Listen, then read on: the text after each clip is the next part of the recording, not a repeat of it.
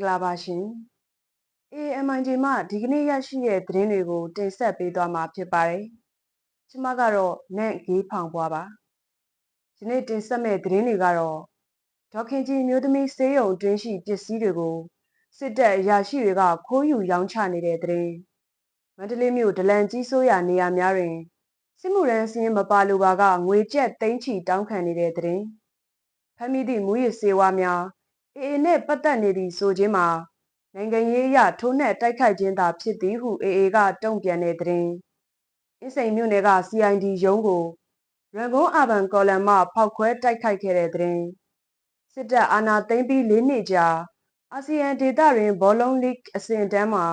မြန်မာကကမ္ဘောဒီးယားထက်နှိမ့်ကျလာနေတဲ့သတင်းတို့ပဲဖြစ်ပါတယ်။ပထမဆုံးသတင်းအနေနဲ့ရန်ကုန်မြို့ဗဟန်းမြို့နယ်ဗိုလ်ချုပ်ပြလိုက်လမ်းရှိဒေါခင်ကြီးမျိုးသမီးဆေးရုံတွင်ကပစ္စည်းတွေကိုစစ်တပ်အရာရှိတွေကဥဆောင်ပြီးခိုးယူရောင်းချနေကြောင်း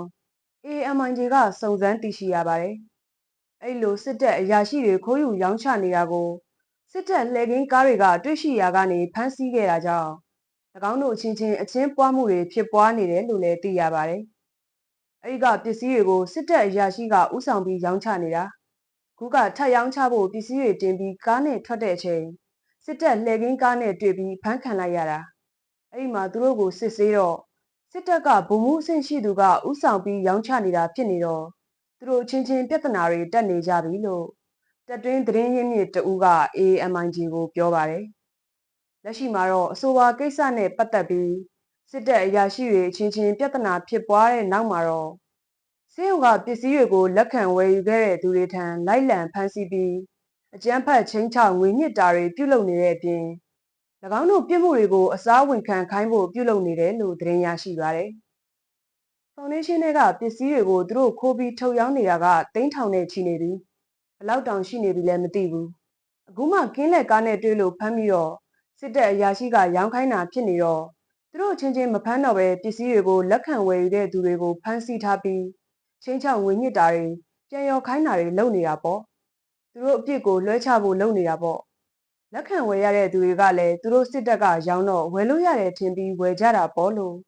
၎င်းဖြစ်စဉ်နဲ့နှီးစပ်တဲ့စစ်တပ်တိုင်းဝိုင်းကအမျိုးသားတဦးကပြောပြပါတယ်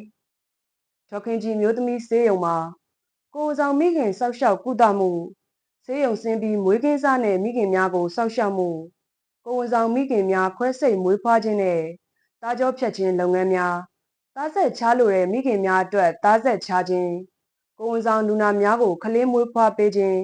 အရေးပေါ်ခွဲစိတ်မွေးဖွားခြင်းဝန်ဆောင်မှုတွေကိုလှုပ်ဆောင်ပေးခဲ့တာဖြစ်ပါတယ်။ဒေါခင်ကြီးမျိုးသမီးဆေးရုံကို2019ခုနှစ်ဒီဇင်ဘာလမှာနိုင်ငံတော်အတိုင်ပင်ခံပုဂ္ဂိုလ်ဒေါအောင်ဆန်းစုကြည်မှဖွင့်လှစ်ပေးခဲ့တာဖြစ်ပါတယ်။အဆိုပါဒေါခင်ကြီးမျိုးသမီးဆေးရုံကိုမြန်မာနိုင်ငံဆိုင်ရာတရုတ်နိုင်ငံတန်ယုံမှလှူဒန်းပြီးတရုတ်နိုင်ငံငြိမ်းချမ်းရေးနဲ့ဖွံ့ဖြိုးတိုးတက်ရေးဖောင်ဒေးရှင်းတို့ကအဆင့်မြင့်တင်ပြင်ဆင်တည်ဆောက်ပေးခဲ့တာဖြစ်ပါတယ်။စစ်တပ်အာဏာသိမ်းပြီးနောက်ပိုင်းမှာ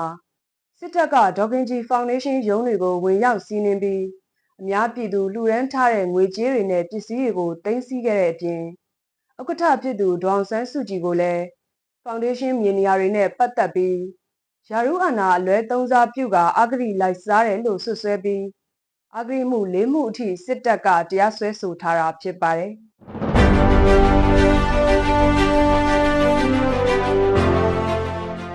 နောက်ထပ်သတင်းတစ်ပုဒ်အနေနဲ့မန္တလေးမြို့အတွင်းကဒလန်များကြီးစိုးရာနေရာတွေမှာစစ်မှုထမ်းစင်းမပါလိုပါကငွေကျပ်သိန်းချီပေးနေရတယ်လို့ AMIJ မှစုံစမ်းသိရှိရပါတယ်။မန္တလေးမြို့ကပြည်ကြီးတခွန်ချမ်းမြသာစီအောင်မြေတာဆန်မဟာအောင်မြေရှေ့ပိုင်းပသိမ်ကြီးရက်ကွက်တွေဟာအဆိုးဆုံးဖြစ်ပြီးလစဉ်စစ်မှုထမ်းမပါအောင်စစ်မှုထမ်းကြီးသိန်းရာချီဆယ်ချီတောင်းနေကြတယ်လို့ဒေသခံတွေထံကသိရပါတယ်။နာမည်ကြီးဒလန်တွေဖြစ်ကြတဲ့ပောက်ခွေးတပည့်တွေနဲ့ချစ်ကိုတပည့်တွေကရက်ကွက်အုပ်ချုပ်ရေးမှုတွေနဲ့ပေါင်းပြီးလှုပ်ရှားနေကြတာဖြစ်တယ်လို့မြို့နေပြည်သူတဦးကဆိုပါတယ်။ရက်ကွက်အတွင်းရှိစစ်မှုထမ်းအကျုံးဝင်သူအားလုံးမဲနှိုက်ရမှာဖြစ်ပြီးလူကိုယ်တိုင်ဖြစ်စေပြူစောတိများမှကိုစားဖြစ်စေမဲနှိုက်ရမှာဖြစ်ပြီးမဲပေါက်သူများကိုခံဝင်လက်မှတ်ထိုးခိုင်းမှာဖြစ်ခါမဲပေါက်သူများထွက်ပြေးတိမ်းရှောင်ပါကကြံရှိသူမိသားစုများကိုဖမ်းဆီးခြင်းမိသားစုလိုက်တိမ်းရှောင်ပါက နေအိမ်အားချိတ်ပိတ်ခြင်းတို့ဆောင်ရွက်ဖို့လည်းစီစဉ်နေကြောင်း Voice of Mandalay ကဖော်ပြထားပါတယ်။ယခုရက်ပိုင်းတွင်မန္တလေးမြို့အတွင်းကရက်ကွက်တော်တော်များများမှာအဓမ္မစစ်မှုထမ်းခိုင်းဖို့အတွက်မင်းနိုင်ရွေးချယ်မှုတွေဇက်တိုက်ပြုလုပ်နေတာဖြစ်ပါတယ်။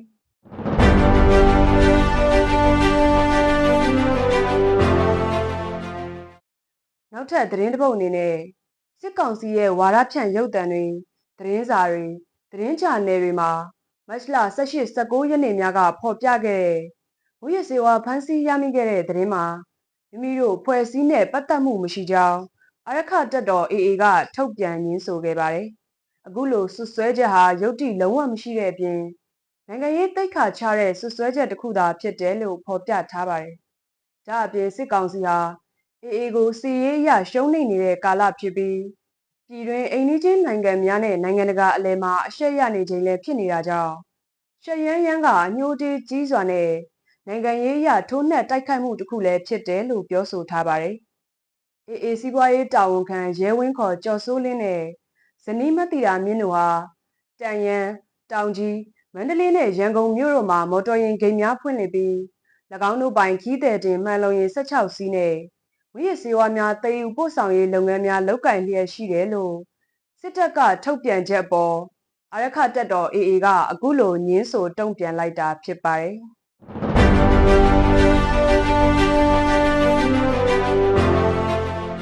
ထပ်မံပြီးနောက်ထပ်သတင်းတစ်ပုဒ်အနေနဲ့ယမန်နေ့မတ်လ19ရက်နေ့ည8နာရီကျော်ခန့်ကရန်ကုန်မြို့အင်းစိန်မြို့နယ်မှာရှိတဲ့စစ်တပ်လက်အောက်ခံ CID ရုံးကိုဖောက်ခွဲတိုက်ခိုက်ခဲ့တယ်လို့ရန်ကုန်အာဘန်ကော်လန်မှသတင်းထုတ်ပြန်ထားပါတယ်။အဆိုပါတိုက်ခိုက်မှုကိုရန်ကုန်အာဘန်ကော်လန်စစ်ကြောင်းမှအဝေးထိန်းပိုင်းအကြီးစားနဲ့ဖောက်ခွဲတိုက်ခိုက်ခဲ့တာဖြစ်ပြီးကင်းသမားတချို့ထိခိုက်မှုရှိခဲ့က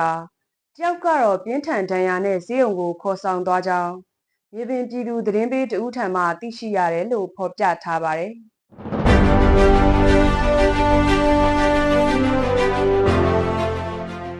နောက်ဆုံးသတင်းတစ်ပုဒ်အနေနဲ့စစ်တပ်ရဲ့မတရားအာဏာသိမ်းမှုကြောင့်အဖက်ဖက်ကနှိမ့်ကျလာတဲ့ကဏ္ဍအသီးသီးမှာမြန်မာဘောလုံးလိဂ်အဆင့်အတန်းလဲပါဝင်လာခဲ့ပြီး2024ခုနှစ်အောက်တိုဘာလအတွင်းအာဆီယံဒေသရဲ့ဘောလုံးလိဂ်အဆင့်သတ်မှတ်မှုမှာမြန်မာဘောလုံးလိဂ်အဆင့်ဟာအဆင့်9နေရာမှာရပ်တည်နေပါတယ်။ဒီလိုအဆင့်ရပ်တည်မှုအရမြန်မာဘောလုံးလိဂ်အဆင့်အတန်းရဲ့နောက်မှာလာအို၊ဘရူနိုင်း၊တီမောလက်စတေနိုင်ငံတွေကအဆင့်လိုက်ရပ်တည်နေပါတယ်။ပြီးခဲ့တဲ့2020ခုနှစ်ပိုင်းတွေမှာမြန်မာနိုင်ငံရဲ့ဘောလုံးအဆင့်အတန်းဟာဒေသတွင်းပြိုင်ဘက်တွေဖြစ်တဲ့စင်ကာပူ၊ဖိလစ်ပိုင်၊ကမ္ဘောဒီးယားစတဲ့နိုင်ငံတွေထက်ရလဒ်ပိုင်းမှာရောအဆင့်သတ်မှတ်ချက်တွေမှာပါပုံမသာလွန်ကောင်းမွန်ခဲ့ပါတယ်။ဒါပေမဲ့အခုနောက်ပိုင်းနှစ်တွေမှာတော့တက်တန်းလိုက်လက်ရွေးစင်ဘောလုံးအသင်းတွေရဲ့ရလဒ်ပိုင်းဆိုးရွားမှုတွေ Professional League ပြိုင်ပွဲတွေရဲ့လုပ်ပွဲမတမာမှုတွေလူငယ်ကစားသမားကောင်းတွေရှားပါးလာမှုတွေနဲ့ဘောလုံးအဖွဲ့ချုပ်ရဲ့အုပ်ချုပ်မှုပိုင်းအလွဲအမှားတွေကြောင့်မြန်မာဘောလုံးအဆင့်အတန်းဟာတဖြည်းဖြည်းနှိမ့်ကျလာခဲ့တာပါ။ယခု2025ခုနှစ်အတွက်အာရှဘောလုံးအဖွဲ့ချုပ်ရဲ့ဘောလုံးလိဂ်အဆင့်အတန်းသတ်မှတ်ချက်အရနိုင်ငံပေါင်း48နိုင်ငံမှာမြန်မာနိုင်ငံကအဆင့်30နေရာမှာရပ်တည်နေပါတယ်။ဆက်လက်ပြီးမြန်မာနိုင်ငံလက်ရွေးစင်အမျိုးသားဘောလုံးအသင်းကအာရှဒေသအတွင်းမှာအဆင့်34နဲ့အာဆီယံဒေသတွင်အဆင့်8နေရာမှာရပ်တည်နေပြီးအမျိုးသမီးဘောလုံးအသင်းကအာရှဒေသတွင်းမှာအဆင့်17နဲ့အာဆီယံဒေသတွင်အဆင့်9နေရာမှာအသီးသီးရပ်တည်နေတာလည်းဖြစ်ပါတယ်။